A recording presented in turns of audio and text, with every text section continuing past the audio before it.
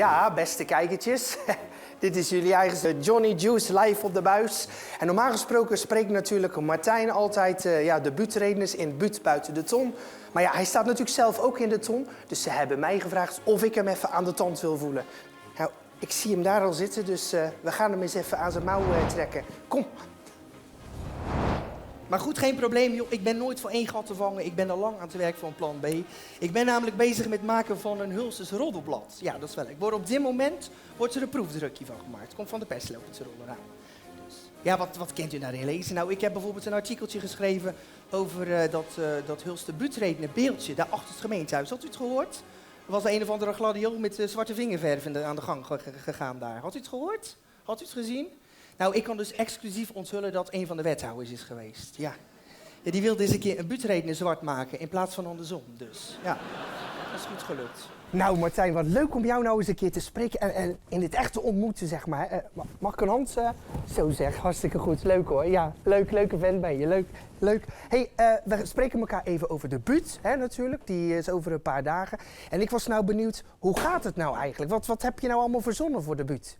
Ja, het gaat goed. Het is iets anders dan andere jaren. Het is de derde keer dat ik meedoe met de buurt, maar ik ga dit jaar de presentatie doen. Dus ik ga niet in de ton, maar ik kom 6 keer terug. Dat was eigenlijk niet de bedoeling, maar degene die de presentatie zou doen, die gaf eigenlijk aan van ja, ik heb er geen tijd voor, het gaat me niet lukken. Dus ze zochten iemand anders om het te presenteren. En nou, ik vind het wel altijd leuk om typetjes te spelen, om daarin te variëren en verschillende dingen te doen. Dus ik dacht, ja, dat is misschien voor mij wel een leuke kans. Maar ja, dan moet je dus 6 verschillende... Nou ja, goed, dat is dan wat ik kies, 6 verschillende typetjes te doen. Wel elke keer een beetje op een actueel thema. En wel dat het iets te maken heeft of dat er iets van een brug te maken is met dan de volgende spreker die je dan aankondigt. Maar ja, het is heel anders. Normaal gesproken in een buurt van 18 minuten, dan heb je 18 minuten om een verhaal op te bouwen en daar een soort van een lijn in aan te brengen. En nu moet je elke keer in een paar minuten eigenlijk proberen om ja, in een paar minuten die zaal op zijn kop te zetten. Dus ik ben heel benieuwd of dat gelukt is. Ja, en ook dit jaar is er weer een debutante bij het Hulster Buurtrednersfestival. Niet 1, maar dit jaar 2, namelijk Dien en Lien. En je kent ze misschien van... Hey, Vossen en Vossinnen, die tent moet hier op zijn kop. Dus gooi je wormen los en laten we gaan. En we zijn vandaag bij Scouting Het Jagertje in Hulst om even te horen hoe het allemaal met de voorbereidingen staat. Je ziet, er is hier een spiksplinternieuw gebouw neergezet, maar daar wilden ze niet afspreken. We moesten namelijk daar zijn, dus we gaan even kijken. 3 uur 's nachts en ik rol het café uit, kijk beduusd omheen. Waarom stak ik op de markt die zo alleen? Deur gaat dicht en ze doen hem niet meer open. Kom, het is toch nog zo vroeg, was ik het nog lang niet beu in de kroeg. Ik vind het zo gemeen, kan nergens niet meer heen.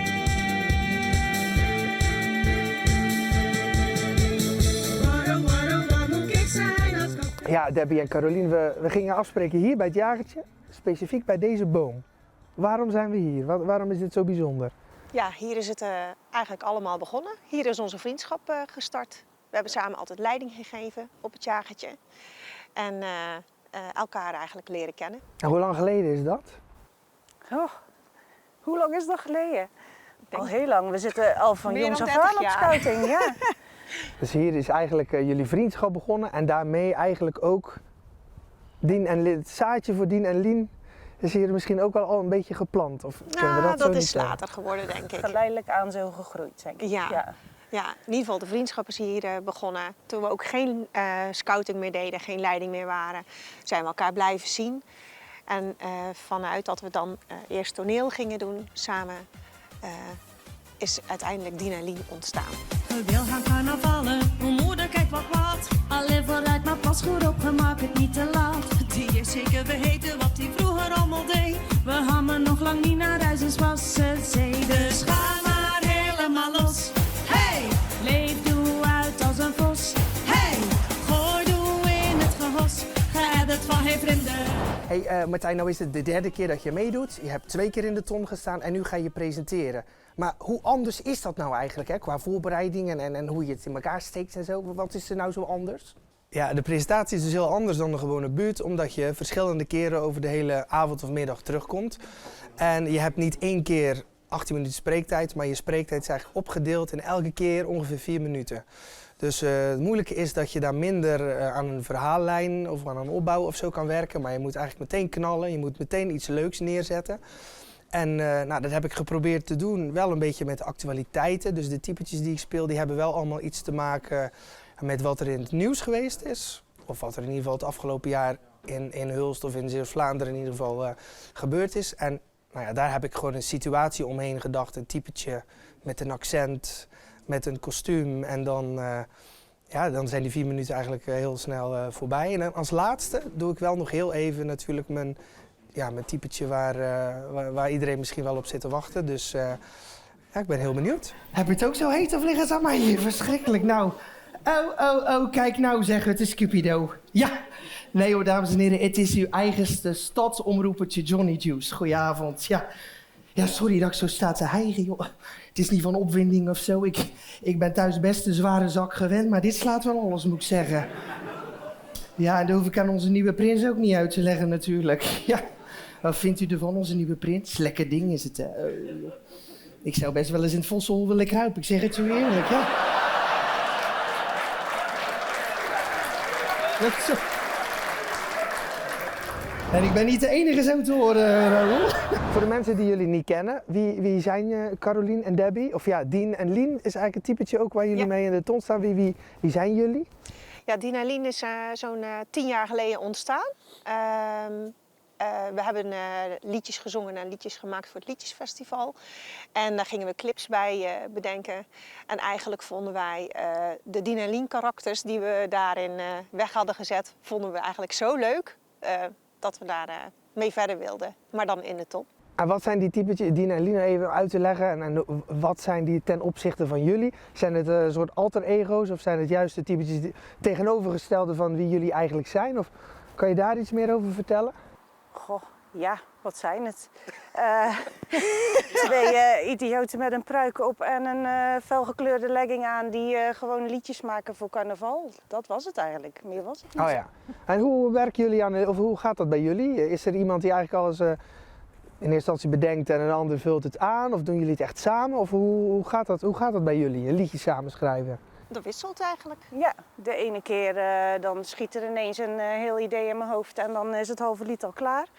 En de andere keer dan zitten we samen en dan bedenken we het helemaal samen. Dus dat is maar net hoe het loopt op dat moment. Ja. Nou, jullie zeiden 10 jaar geleden ongeveer is het ermee gaan ontstaan. Wanneer kwam de Hulsterbuurt daar dan eigenlijk zo van, zou dat misschien ook iets voor ons zijn? Of wanneer is die gedachte gekomen? Nou, ik denk dat die uit mijn koker voornamelijk kwam. Dat weet ik zeker. Ik denk dat die ook al meer dan 10 jaar er is. Elke keer als ik daar naartoe ging, we deden ook samen toneel, dan stuurde ik een appje naar Debbie. Goh, dat zou nou toch leuk zijn voor ons.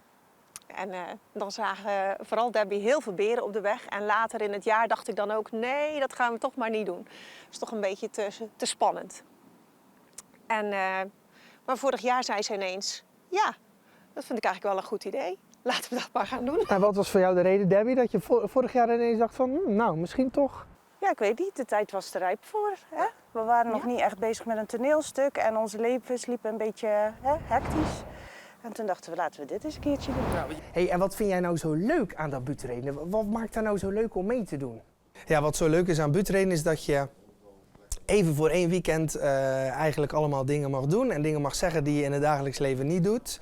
Je kruipt in de huid van een ander.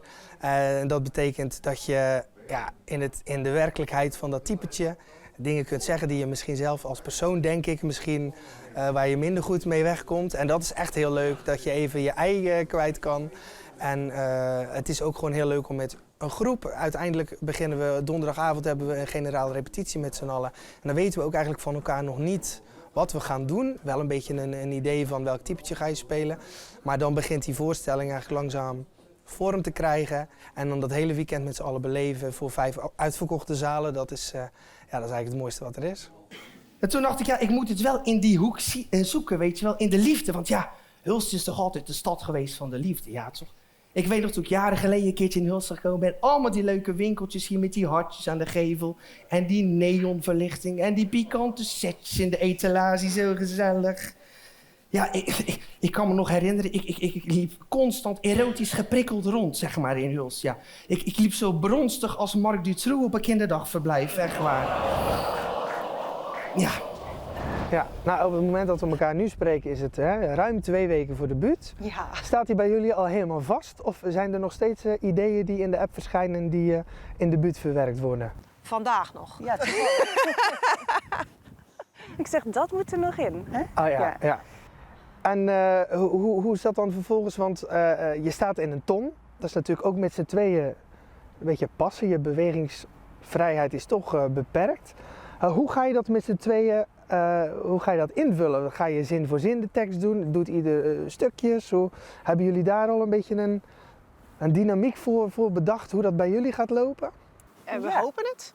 Ja, we hopen dat eigenlijk wij daar met z'n tweeën staan en dat we de mensen meenemen in ons verhaal. Maar dat we ook met elkaar een leuk gesprek eigenlijk ook wel hebben. Wat voor de mensen heel leuk is om te horen. Ja, met elkaar, ook met de zaal. En, ja, en we oefenen op een basisschool hier in Hulst. Oh ja. En dan maken we de ton met stoelen en tafels gewoon even na. Oh ja, dus de ruimte is al helemaal... Zodat we dat goed kunnen oefenen. We zijn al goed aan elkaar gewend nu. Ja hoor. En hebben jullie naast elkaar ook nog een ander klankbord? Of is er nog iemand die jullie debuut bekijkt? Of die eens meedenkt? Of die misschien zelfs meeschrijft? Niet meeschrijven, maar wel meedenken. Sowieso mogen we altijd een beroep doen op de oude buurtredners. En dat is hartstikke fijn. Dat hebben we daar ook graag gebruik van gemaakt. En we hebben ook een regisseur die ons met onze toneelstukken altijd helpt. Kijk. Dus nu ook weer... Dat wordt heel professioneel aangepakt eigenlijk. Ja. Toch? Ja, heel goed. Jullie je zijn toch nieuw bloed bij de buurtredners. Er zijn toch ook veelal mannen en vrouwen die al heel lang betrokken zijn en heel lang in die ton staan. Wat gaan jullie nou anders doen? Of hebben jullie een andere frisse blik of een andere manier? Of gaan jullie eigenlijk helemaal op de lijn van de andere buurtredners mee? Zou je daar iets over kunnen zeggen? Wat doen wij anders? Ja. Of doe je Ik bewust denk dat we iets gewoon anders? ons eigen pad een beetje volgen. Maar of dat dan per se anders is dan de anderen, zijn we niet zo mee bezig. Nee. Hebben jullie er verwachtingen bij? Want het zijn toch 5 voorstellingen, 5 volle zalen. In Hulst wordt er toch nog weken over nagepraat, over wat iedereen vond. En hebben jullie daar zelf een beeld bij hoe het is of hoe het gaat zijn? Vooral de nachtmerrie. Hè? Dat het helemaal misgaat. En dat ze het er inderdaad nog weken over hebben. Maar we hopen dat we inmiddels onze act wel zo klaar hebben staan dat de mensen toch ook wel een beetje kunnen lachen. En dat we mee kunnen, zeg maar. Ja. Ja. En dat wij dan dus ook vrouwen zijn waar mensen over kunnen lachen. Hè?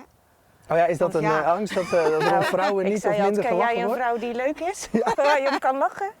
Dat was ook een van de beren op de weg. Maar Misschien toch het gevoel dat je hier net even iets meer moet bewijzen als vrouw of om je best moet doen om grappig te zijn. Ja, dat weet ik niet. Soms wel, ja. Soms is het al... Ik weet het niet. Hoe dat... Ja. Ja. Nou ja, het is bijna zover, dus we gaan het zien. Ja. Die laatste paar weken, hoe ziet dat er voor jullie uit? Wat doen jullie in die laatste weken nog in aanloop naar de debuut? Repeteren. En onze attributen in elkaar steken en onze kleding maken en En elke dag naar het werk rijden. Met de tekst? Met de tekst in mijn oren. Ja. Geef een ros, gooi de war maar los. Schud hem mee, die bos en van je 1, 2, 3, 4. Ga maar los met je flinke blos. Och, hij zet de klos, vis als een bos. Geef een ros, gooi de war maar los. Schud hem mee, die bos en van je 1, 2, 3, 4. Ga maar los met je flinke blos. Och, hij zet de klos, vis als een bos. Hey, en nu zo een paar dagen voor die debuut, hoe zien dan die voorbereidingen eruit? En zijn er ook al een beetje zenuwen? Ja, die laatste dagen die zijn voor mij altijd wel spannend. Ik ben iemand die meestal pas levert onder een beetje tijdsdruk. Dus dat betekent dat eigenlijk, mijn presentaties zijn wel af, maar ook nog niet helemaal of zo. Want in die laatste week begin je te repeteren, heb je je pak en je kostuums en dan ga je een keer een kostuum doen en dan krijgt die eigenlijk steeds meer vorm. Dus die laatste week, die is voor ons als buurtredenen sowieso dat we eigenlijk bijna iedere avond in de Dullard zijn om op te bouwen, om de zaal klaar te zetten.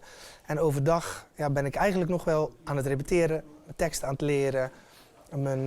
Ik doe ook een paar typetjes zeg maar, die gebaseerd zijn op mensen die echt bestaan. Dus ja, die wil ik ook wel proberen om die goed na te doen. Dus dan moet ik goed kijken hoe beweegt iemand, hoe spreekt iemand en zo. Dus daar ben ik de laatste week nog druk mee bezig. Nou, heel spannend. We gaan van jullie genieten en we zijn heel erg benieuwd. En ik wens jullie heel veel succes met de laatste loodjes. Dankjewel. Dankjewel.